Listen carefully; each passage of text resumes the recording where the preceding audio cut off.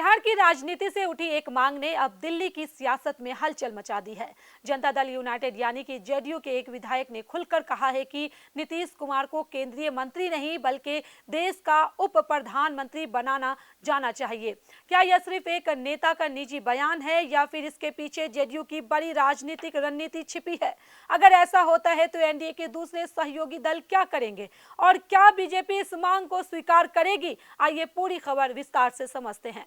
आदाब, नमस्कार, आप देख रहे हैं मंथन टुडे। मैं हूं आपके साथ उज़मा। दरअसल जेडीयू विधायक पंकज मिश्रा, जो सीतामढ़ी जिले के रुन्नी सैदपुर विधानसभा सीट से विधायक हैं, उन्होंने कहा कि नीतीश कुमार पहले ही बिहार के मुख्यमंत्री रह चुके हैं और केंद्र सरकार में मंत्री भी रह चुके हैं। ऐसे में अब उनके लिए साधारण केंद्रीय मंत्री का पद कोई मायने नहीं रखता, इसलिए उन्हें उप प्रधानमंत्री बनाया जाना चाहिए। यह बयान ऐसे समय में आया है जब केंद्र में संभावित मंत्रिमंडल विस्तार की चर्चाएं लगातार चल रही है। पिछले कई दिनों से अटकलें थी कि एनडीए सरकार अपने सहयोगी दलों को अधिक प्रतिनिधित्व देने पर विचार कर सकती है।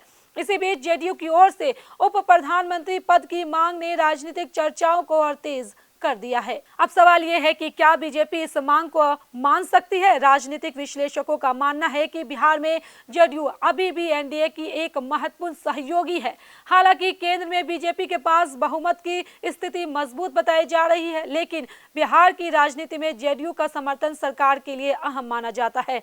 यही कारण है कि जेडीयू की ओर से आने वाले हर राजनीतिक संकेत को गंभीरता से देखा जा रहा है। हालांकि यहां भी ध्यान देना जरूरी है कि अब तक बीजेपी या जेडीयू के शीर्ष नेतृत्व की ओर से नीतीश कुमार को उप प्रधानमंत्री बनाने को लेकर कोई आधिकारिक घोषणा या पुष्टि नहीं की गई है। फिलहाल यह मांग जेडीयू विधायक पंकज मिश्रा के बयान के रूप में सामने आई है। अगर भविष्य में ऐसा कोई फैसला होता है तो इसका असर केवल बिहार तक सीमित नहीं रहेगा। राजनीतिक जानकारों का मानना है कि उत्तर प्रदेश में कुर्मी समाज का प्रभाव कई विधानसभा सीटों पर देखा जाता है। नीतीश कुमार भी कुर्मी समाज के प्रमुख नेताओं में गिने जाते हैं। ऐसे में अगर उन्हें उप प्रधानमंत्री बनाया जाता है तो बीजेपी इसे सामाजिक प्रतिनिधित्व के तौर पर भी पेश कर सकती है।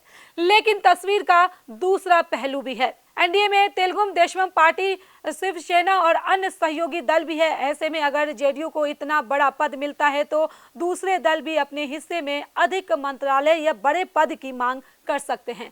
इससे मंत्रिमंडल विस्तार का समीकरण और जटिल हो सकता है। यही वजह है कि मंत्रिमंडल विस्तार को लेकर लगातार चर्चाएं हो रही है, लेकिन अभी तक कोई आधिकारिक घोषणा सामने नहीं आई है। अब सभी की नजरें बीजेपी नेतृत्व और एनडीए के शीर्ष नेताओं पर टिकी है।